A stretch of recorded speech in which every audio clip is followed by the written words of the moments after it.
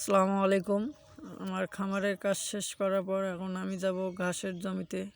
আর দুই সাইডে যেগুলো পুকুর দেখতেছেন এগুলো পুকুর আমাদেরই, ঠিক আছে। এগুলো পুকুর আমরা মাছ চাষ করি।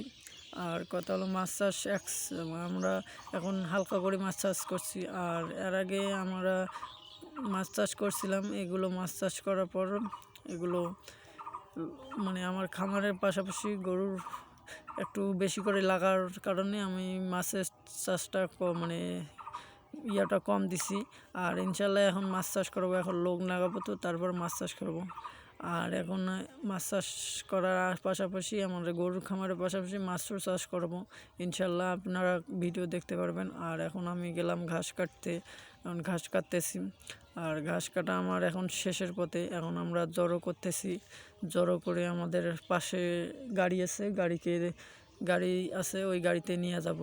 আর ঘাসের জমি পর্যন্ত গাড়ি আসে না, ঠিক আছে। সেজন্য আমাদের খাটুনি বেশি হয়। এইখানে কাটতে হয়, কাটে তারপর নিগাইতে হয়, তারপর গাড়িতে ধরে বাসা নিয়ে যাইতে হয়।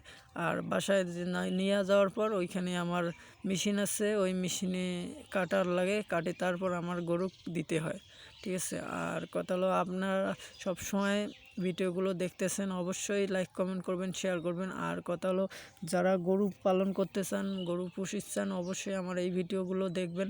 দেখলে অবশ্যই কিছু হলেও অভিজ্ঞতা অবশ্যই হবে আপনাদেরকে, ঠিক আছে। আর আমাদের দিনের কাজ দিনই মেকআপ দিতে হবে, ঠিক আছে। ওই টার্গেটে আমাদেরকে দিনের কাজ দিনে মেকআপ দিতে